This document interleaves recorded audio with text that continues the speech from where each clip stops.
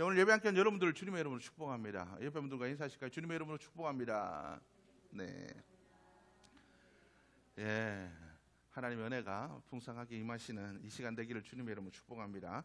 우리 지난주에 말씀을 드렸습니다. 여러분들 지난주 말씀을 잘 기억하실지는 모르겠지만 믿음의 현장이 있어야 된다라고 말씀을 드렸습니다. 우리의 믿음이 주일 예배에만 그치는 것이 아니라 우리의 삶의 현장으로서 계속 되어져야 된다라고 말씀을 드렸습니다.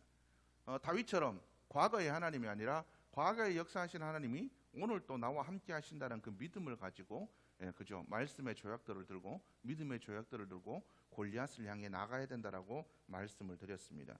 우리가 그 복된 믿음으로 살아가는 자들이 되어야 될 줄로 믿습니다. 내가 과연 그러한 믿음으로 살아가고 있나? 오늘을 내가 믿음으로 살아가고 있나? 오늘 내가 만난 하나님을 증거하며 살아가고 있나? 오늘 내가 하나님을 만나고 하나님의 음성을 듣고 그렇게 살아가고 있나? 오늘 나에게 역사하신 하나님을 내가 경험하고 있나? 우리가 이것들을 돌아볼 수 있는 자들이 되어야 될 줄로 믿습니다. 그리스도인들은 오늘을 살아가는 자들이고 하나님을 오늘 어제만 만나는 것이 아니라 오늘 또 만나는 자들이어야 된다라는 것을 여러분들이 기억하셨으면 좋겠습니다. 우리가 그 하나님을 날마다 만나며 살아갈 수 있는 복 있는 은혜의 삶이 되어야 될 줄로 믿습니다. 조지 휘필드 목사님이 이런 고백을 했습니다. 나는 녹슬어 없어지기보다 닳아 없어지기를 원하노라. 여러분 이 말씀을 들을 때 어떻습니까? 나는 녹슬어 없어지기보다 닳아서 없어지기를 원한다. 이것이 우리 그리스도인들의 고백이 되어야 될 줄로 믿습니다. 그저 그냥 주어진 삶을 살아가다 그냥 삶을 소비하면서 살아가는 것이 아니라 하나님이 주신 우리의 삶에 허락하신 사명을 따라 의미 있는 삶을 살아가야 된다라고 이야기를 하고 있다는 거죠. 우리는 하나님께서 쓰시는 의미 있는 삶을 우리가 살아가는 자들이 되어야 될 줄로 믿습니다. 그런 복된 은혜의 삶을 우리가 살아가는 자들이 되어야 될 줄로 믿습니다. 이 목사님이 이런 설교를 했습니다. 3주 전 우리 교회는 루이 엘리어슨과 로라 에드워즈가 카메룬에서 죽었다는 소식을 들었습니다. 루비는 80이 넘었죠. 평생 홀로 지냈습니다. 그녀는 한 가지 위대한 일에 인생을 쏟았습니다. 예수 그리스도를 미전도 종족들과 가난한 자들과 병든 자들에게 알리는 일이었습니다.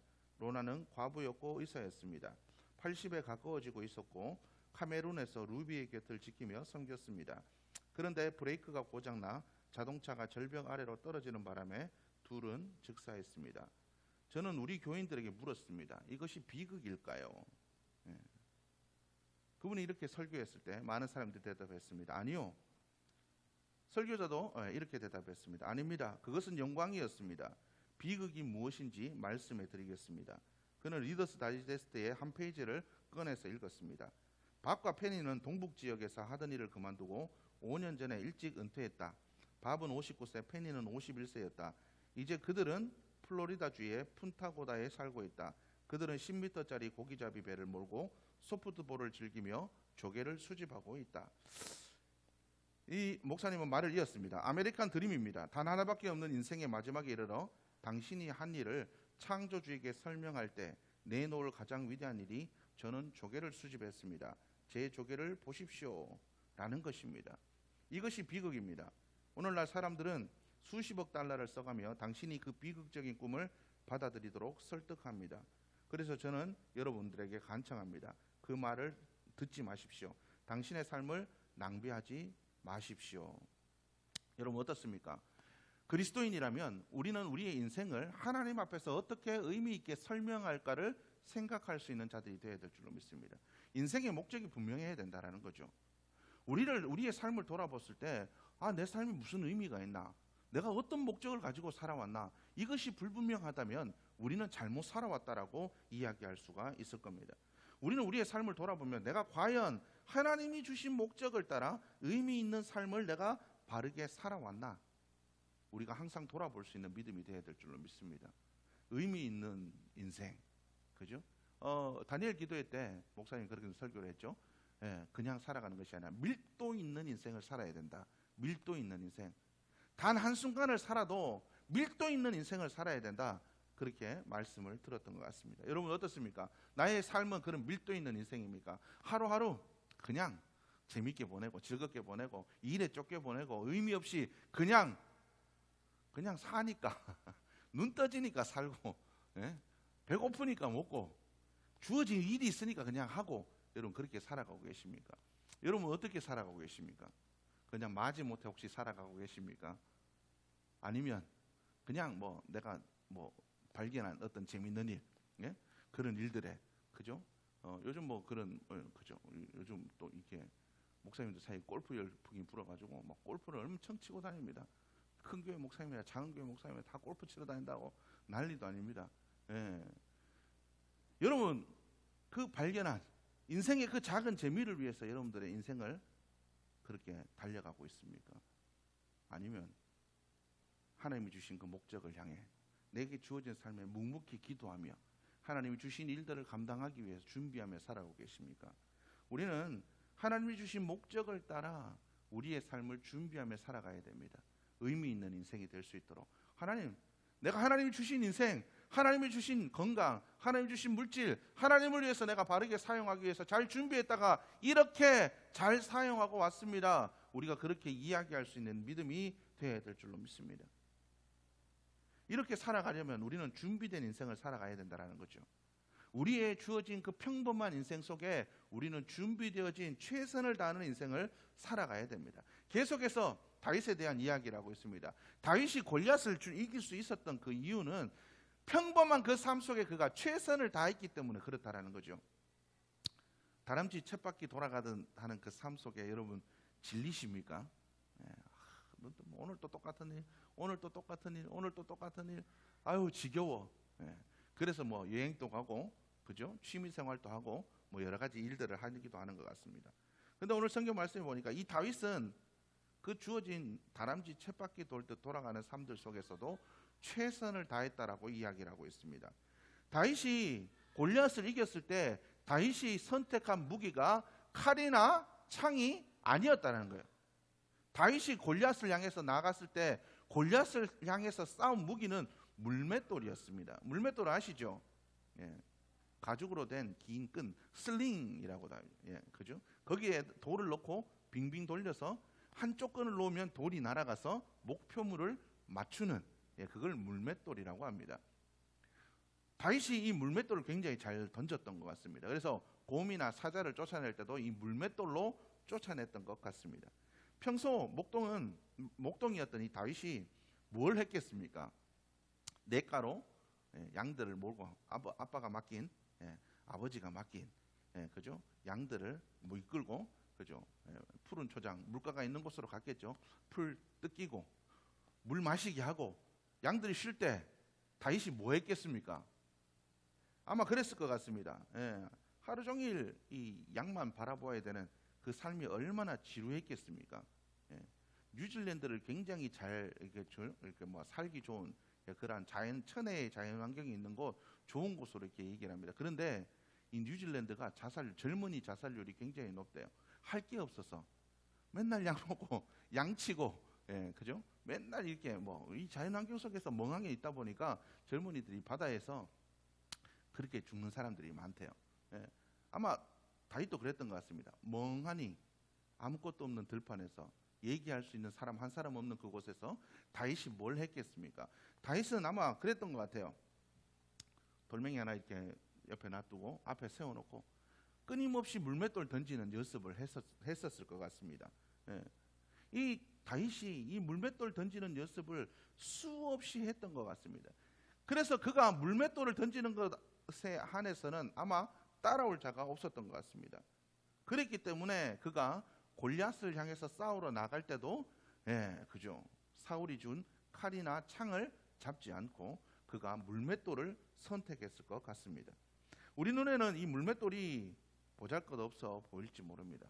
우리에게 삶에 주어진 것들도 보잘것없어 보일 수도 있습니다. 내게 주어진 것들이 보잘것없어 보일 수도 있죠. 그러나 내게 주어진 것들에 우리가 최선을 다하고 내게 주어진 것들에 최선을 다하며 나아갈 때에 다윗처럼 보잘것없는 물맷돌로도 골리앗을 이길 수 있는 삶이 될 수가 있다는 것을 여러분들이 기억할 수 있기를 주님의 이름으로 축복합니다. 사사기 20장 16절 말씀 보면 이 모든 백성 중에 택한 700명은 다 왼손잡이라 물매로 돌을 던지면 조금도 틀림이 없는 자들이더라. 아마 다윗도 물맷돌로 던지면 목표물을 백발백중 맞추었던 그런 사람이었던 것 같습니다. 수없는 연습, 피나는 연습을 통해서 물맷돌에 대해서는 프로가 되었던 것 같습니다. 그래서 그가 물맷돌로, 준비되어진 물맷돌로 골리앗을 이겼다라는 겁니다. 이 물맷돌을 의미하는 것은 준비됨입니다. 우리의 삶을 우리는 항상 준비하면서 살아가야 됩니다. 하나님은 준비되어진 자를 쓰십니다. 하나님께서는 다윗처럼 준비된 자에게 은혜를 베푸십니다. 내가 갖고 있는 것에, 하나님은 내가 갖고 있는 것에 크기에 집중하지 않습니다. 내가 준비되어 있냐, 준비되어 있지 않냐라는 것을 가지고 하나님은 사용하신다라는 겁니다. 하나님 지금 우리의 손에 있는 그것을 통해서 기적을 일으키시는 하나님이십니다. 우리에게 익숙한 그것으로 승리하게 만드신다라는 겁니다. 내게 없는 것을 하나님께 달라고, 만들어 달라고 하지 마시기 바랍니다. 이미 주신 은사와 달란트를 사용해야 된다라는 거죠. 여러분들이 주어진 달란트가 뭡니까? 하나님께서 주신 것들을 최선을 다해서 가꿀 수 있기를 바랍니다. 그것으로 사역하실 수 있기를 바랍니다. 기도의 연사가 있는 분들 기도하십시오. 말씀의 연사가 있는 분은 말씀을 계속 보십시오. 그래서 어떤 때가 오면 말씀으로 누군가를 위로해야 될 때도 있고, 기도로 누군가를 중보해야 될 때도 있고, 물질이 있는 자는 물질로 도와야 될 때도 있고, 어떤 사람은 나누고 베풀고 섬기는 사람은 섬김과 나눔으로 그들을 도울 때가 있습니다. 우리는 주어진 것들에 최선을 다하며 준비할 수 있는 자들이 되어야 된다라는 겁니다. 우리가 그렇게 매일매일 주어진 삶을 잘 준비해야 됩니다. 요리 잘하시는 분들은 요리 열심히 하십시오. 맛있는 음식 대접할 때가 있지 않겠습니까? 하나님은 어떤 것으로도 쓰실 수 있다라는 거죠. 여러분 요리하시는 뭐라 하죠? 예?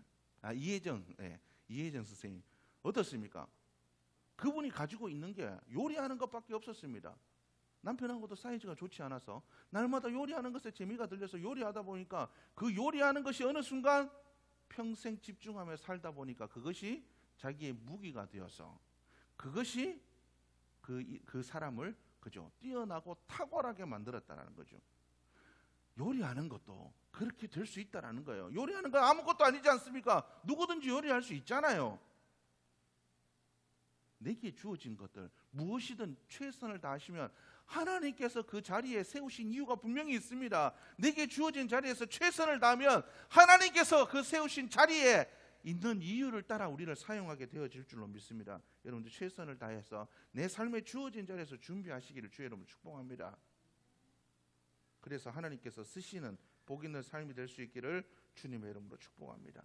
다윗처럼 끊임없이 내가 처한 상황 그 일을 시시하게 여기지 마시고 하나님께서 언제든지 사용하시고자 할 때 나를 드릴 수 있도록 내 주어진 삶에 최선을 다할 수 있기를 주님의 이름으로 축복합니다. 우리가 최선을 다해 오늘을 보내면 하나님께서 언젠가 쓰실 최고의 준비가 되어질 줄로 믿습니다. 강수진 국립발레단 예술감독에 대한 얘기를 하실 겁니다. 여러분 그 발을 보셨죠? 인터넷에 돌아다니는 강수진 씨의 발이 있습니다. 이게 병원에서 무슨 기형이 있는 분 발처럼 그렇게 생겼습니다. 발이 온통 휘어지고 굳고 이렇게 툭 튀어나온 그 발, 남자 발인지 여자 발인지 구분도 안 되는 그런 발을 갖고 있습니다. 도저히 그 여리여리한 여인의 발이라고는 생각할 수도 없다라는 거죠. 그분이 왜 그렇게 발이 변했겠습니까? 주어진 삶에 최선을 다했다라는 거죠. 최선을 다한 그의 삶이 그를 탁월한 삶으로 바꿔주게 되었다라는 겁니다. 이용표 국가대표 선수 여러분들 아시죠? 이용표 선수 아실 겁니다. 키가 작아서 축구를 하는데 좀 어려웠다고 합니다. 키가 작으니까. 그게 축구하기 어려웠습니다. 그래서 단신이라는 단점을 극복하기 위해서 더 빠르게 달리기 위해서 매일 줄넘기를 1000개씩 했다고 합니다. 처음에는 이렇게 1000개씩 할 수가 없다니 너무 힘들어서 그렇게 안 됐대요. 처음에는 100개를 10번 하다가 조금씩 더 잘하게 되다가 2년 뒤에는 2단 뛰기로 1000개씩을 한 번에 할 수 있게 되었다고 합니다. 오늘의 일상을 땀과 정성으로 채우지 않으면 내일의 영광은 기대할 수 없다라는 것 우리가 이것을 기억할 수 있기를 주님의 이름으로 축복합니다. 우리가 그런 복된 삶을 살아가는 자들이 되어야 될 줄로 믿습니다. 하나님께서 우리에게 최선을 다하는 그 삶을 살아갈 때 하나님은 준비되어진 그 삶을 사용하십니다. 다윗이 물맷돌을 던질 때만 해도 하나님께서 골리앗과 싸우게 만드실 거라고 상상이나 했겠습니까? 물맷돌 던지는 거랑 골리앗과 싸우는 거랑 무슨 그죠? 어떤 연관점이 없지 않습니까? 물맷돌로 골리앗을 이긴다? 상상도 할 수 없는 일이죠. 쉽게 말하면 탱크를 그죠? 탱크와 싸우는데 소총을 들고 가는 것과 똑같습니다. 도저히 이길 수 없는 싸움이죠. 그런데 준비되어진 그 삶을 사용하셔서 하나님께서 다윗이 골리앗을 이기도록 만드셨다라는 겁니다. 왜 하나님이 물맷돌로 골리앗을 이기게 만드셨겠습니까? 왜 그럴까요? 바로 그것은 하나님의 영광을 드러내게 하기 위함이었다라는 거죠. 하나님께서 다윗과 함께 하신다. 하나님께서 함께 하시는 자가 승리한다. 이것을 보여주기 위해서 그렇다라는 거죠. 하나님께서 함께 하신다. 하나님께서 살아계신다. 하나님께서 역사하신다. 이것을 보여주기 위해서 다윗이 칼과 창이 아닌 물맷돌로 싸워서 승리하게 만든 이유라는 겁니다. 여러분, 우리의 삶들 속에 하나님이 나 같은 사람 지금 이런 일상 속에서 나를 어떻게 쓰실까? 여러분, 하나님은 없는 자, 연약한 자, 병약한 자, 배우지 못한 자, 하나님께서는 가난한 자를 들어서 쓰시는 하나님이신 줄로 믿으시길 바랍니다. 왜 그럴까요? 그래야 하나님이 하셨다라는 것이 명확하게 드러나기 때문에 그렇습니다. 내가 할 수 있는 일을 하면 하나님의 영광이 드러나지 않아요. 그러나 내가 할 수 없는 일들을 이루어낼 때 하나님이 하셨다라는 것들이 분명히 드러나게 된다라는 겁니다. 우리가 준비되어질 때 하나님은 우리에게 주어진 보리떡 5개, 물고기 2마리로 5,000명을 먹이는 그런 일들도 일어나게 하실 줄로 믿습니다. 하나님이 우리와 함께 하시면 다윗처럼 물맷돌로 골리앗을 이기는 그러한 역사도 일어나게 될 줄로 믿습니다.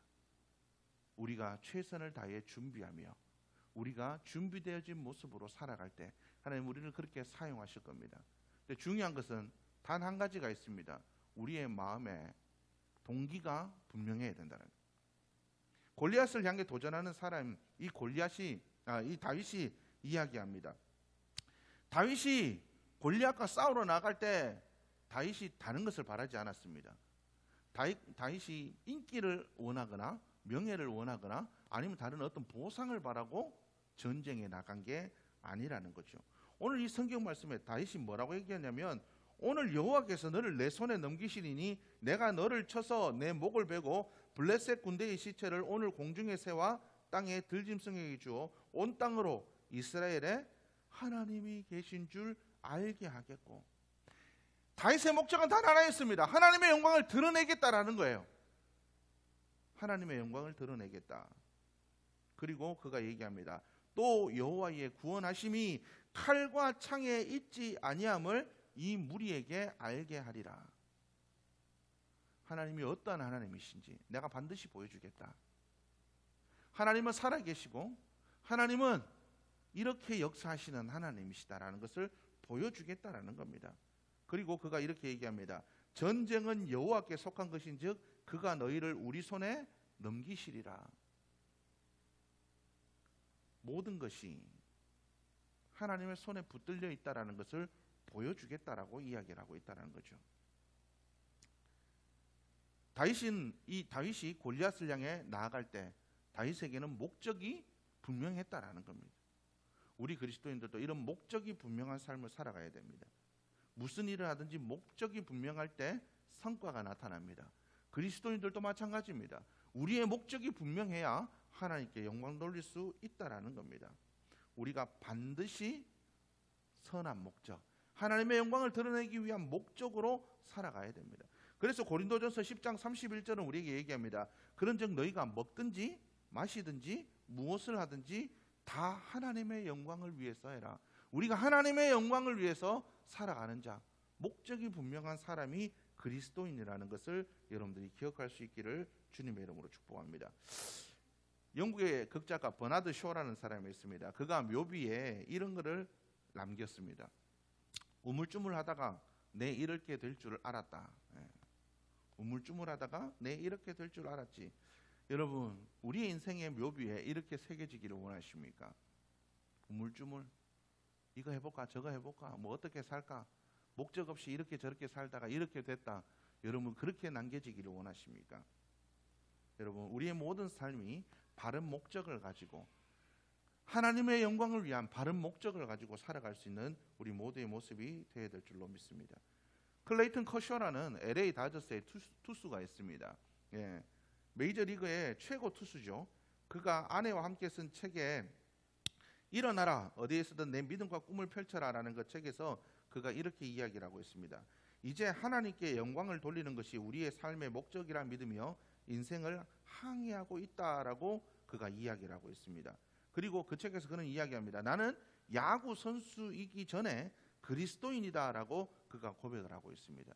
그가 야구 선수로 최선을 다해서 그렇게 인기를 얻고 성공하고 그렇게 한 것은 야구 선수로 성공하기 위해서가 아니라 그리스도인으로 하나님의 목적을 이루기 위해서 내가 그렇게 살아왔다라는 거예요. 그래서 그는 해마다 비시즌이 되면 아프리카 참비아에 자기가 세운 그 보육원으로 선교를 떠난다고 합니다. 그리스도인은 하나님의 사람으로서 목적이 분명해야 됩니다. 우리가 무슨 일을 하는가보다 더 중요한 것은 왜 그 일을 하는가가 더 중요하다라는 거죠. 왜 그 일을 하는가? 여러분, 왜 일하십니까? 왜 돈 버십니까? 왜 지금 살아가고 계십니까? 왜? 우리의 목적이 중요하다라는 겁니다. 토조 목사님은 이렇게 얘기를 합니다. 거룩한 일을 결정하는 기준은 그 사람이 무엇을 하는가가 아니라 왜 그 일을 하는가이다.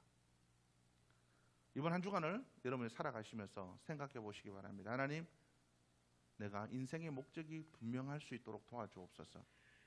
내가 먹든지 마시든지 무엇을 하든지 주님을 위해 살아가게 도와주옵소서. 내가 왜 살아가야 되는지, 내가 왜 이 일을 해야 되는지, 내가 왜 이 가정을 꾸리며 살아가야 되는지, 내가 왜 우리의 자녀들을 내가 왜 키워야 되는지 그 바른 목적을 갖고 살아가게 도와주옵소서. 그래서 하나님의 영광을 드러낼 수 있도록 도와주옵소서. 여러분들 그렇게 기도하며 나가는 이번 한 주간이 되시기를 주님의 이름으로 축복합니다. 기도하시겠습니다.